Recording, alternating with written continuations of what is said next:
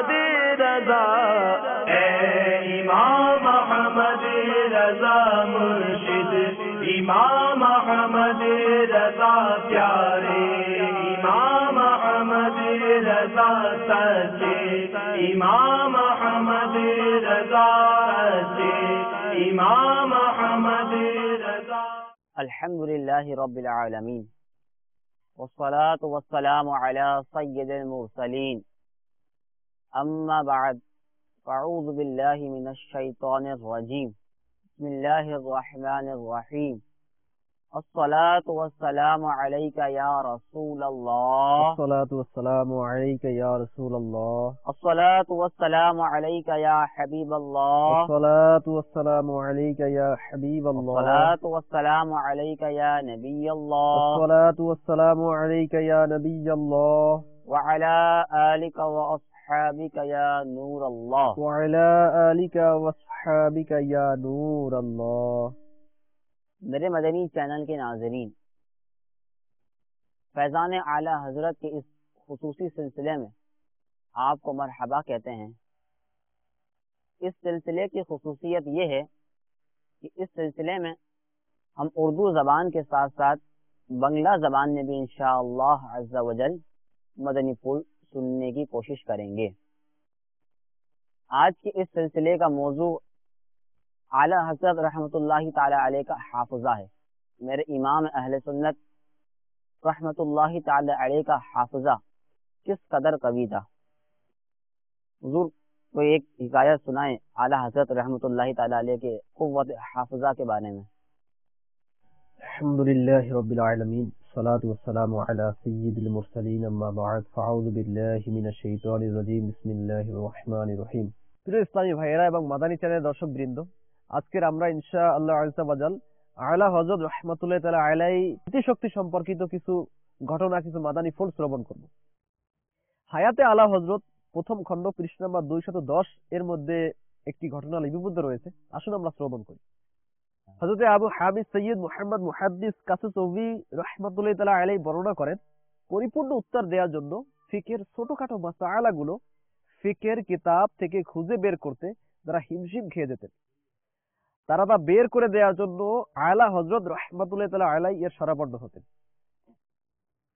এবং মাসাআলাটি কোন কিতাবে উল্লেখ আছে তার দিক নির্দেশনা দেওয়ার জন্য তাকে অনুরোধ জানাতেন। তখন তিনি তাদেরকে মাসাআলাটি কোন কিতাবের কোন খণ্ডে, কোন পৃষ্ঠা এবং কোন লাইনে উল্লেখ আছে ইবারত সহ তা বলে দিতেন।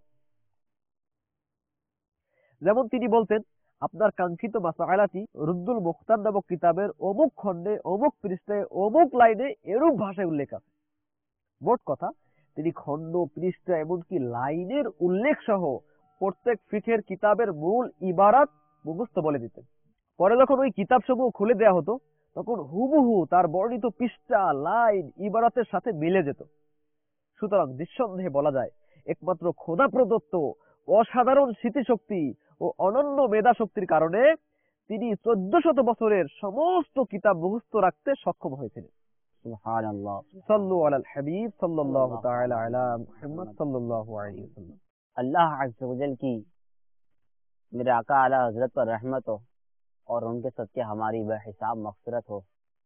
تو میرے میٹھے اسلامی بھائیوں، دیکھا آپ نے امام اہل سنت رحمت اللہ تعالی علیہ کا حافظہ کس قدر مضبوط تھا کہ کوئی آپ سے کوئی سوال عرض کرتا، آپ اسے اس سوال کے جواب میں کس طرح ایک کتاب کا حوالہ دیا کرتے، کتاب کا نام، اس کی جلد کا نمبر، اس کے پیج نمبر اور اس کا لائن نمبر 70 نمبر تک بتا دیا کرتے تھے۔ مثال کے طور پر کہ علامہ ابن عابدین شامی رحمۃ اللہ تعالی علیہ نے رد المحتار کی فلاں جلد فلاں صفحے پر لکھا ہے۔ تو میرے میٹھے میٹھے اسلامی بھائیوں، یہ تو میرے اعلیٰ حضرت رحمۃ اللہ تعالی علیہ کا حافظہ تھا۔ کیا خوب ایک شعر کہا ہے میرے شیخ طریقت امیر اہل سنت دامت برکاتہم العالیہ، اس شعر کو اپنے رسالے تذکرہ امام احمد رضا میں تحریر فرماتے ہیں۔ کس طرح اتنے علم کے دریا بہا دیے، کس طرح اتنے علم کے دریا بہا دیے، علماء حق کی عقل تو حیران ہے آج بھی. کیا شعر، سبحان اللہ عز و جل. میرے امام اہل سنت رحمۃ اللہ تعالی علیہ ایک حافظ بھی تھے، حافظ قرآن تھے. تو حضور ان کے حفظ قرآن کا واقعہ جو ہے وہ ہمارے مدنی چینل کے ناظرین کی بارگاہ میں ہم عرض کریں.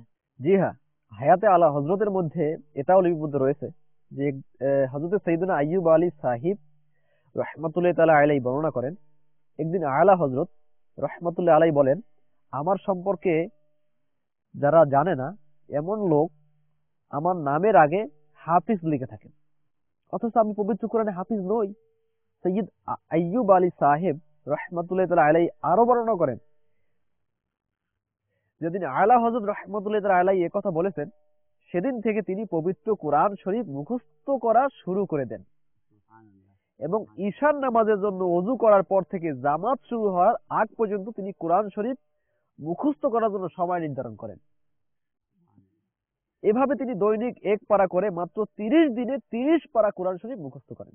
সুবহানাল্লাহ। এক জায়গায় তিনি রহমাতুল্লাহ আলাইহি বলেন যে আমি কোরআন শরীফ ধারাবাহিক প্রচেষ্টার মাধ্যমে মুখস্থ করি, আর তা এজন্য যে ওইসব আল্লাহর বান্দার কথা যারা আমার নামের আগে হাফিজ লিখে দেয়, এটা যেন ভুল প্রমাণিত না হয়। সুবহানাল্লাহ। یہ میرے میٹھے اسلامی بھائیوں اور مدنی چینل کے ناظرین، یہ اعلیٰ حضرت کے قوت حافظہ کا یہ عالم تھا کہ لوگوں نے آپ کو حافظ کہنا شروع کر دیا تھا، تو ان کے حسن زن کی لاج رکھتے ہوئے اعلیٰ حضرت رحمۃ اللہ تعالی علیہ نے رمضان المبارک کے پورے مہینے میں پورا قرآن پاک حفظ کر لیا. اس میں دن اور رات صرف نہیں کیا. اعلیٰ حضرت رحمۃ اللہ تعالی علیہ فرماتے ہیں کہ میں غالباً عشاء کا وضو فرمانے کے بعد سے جماعت قائم ہونے تک ایک پارہ روزانہ یاد کر لیا کرتا تھا. کتنی دیر ہوتی ہے عشاء کا وضو فرمانے کے بعد سے؟ آدھا گھنٹہ، 15 منٹ. یہ جہاں تک حافظے کی قوت کا بھی بات ہے، جہاں تک اس میں ہمیں اعلیٰ حضرت رحمۃ اللہ تعالی علیہ کے حافظے کی مضبوطی کا مدنی پھول ملتا ہے، وہیں ہمیں یہ اعلیٰ حضرت کی کرامت بھی لگتی ہے کہ حافظہ تو مضبوط تھا. یہ کرامت بھی ہو سکتی ہے کہ اتنی مختصر وقت کے اندر ایک پارہ یاد کر لینا، پورے رمضان المبارک میں پورا قرآن پاک یاد کر لینا. اللہ تبارک و تعالی کی ان پر رحمت ہو اور ان کے صدقے ہماری بے حساب مغفرت ہو. آمین آمین. میرے میٹھے مدنی چینل کے ناظرین، ایک بار پھر انشاءاللہ عز و جل فیضان اعلیٰ حضرت کا سلسلہ لے کر آپ کی بارگاہ میں حاضر ہوں گے. صلو علی الحبیب صلی اللہ تعالی علی محمد صلی اللہ علیہ وسلم. صلو علی الحبیب صلی اللہ تعالی علی محمد. مجھے اپنی اور ساری دنیا کے لوگوں کی اصلاح کی کوشش کرنی ہے. انشاءاللہ عز و جل.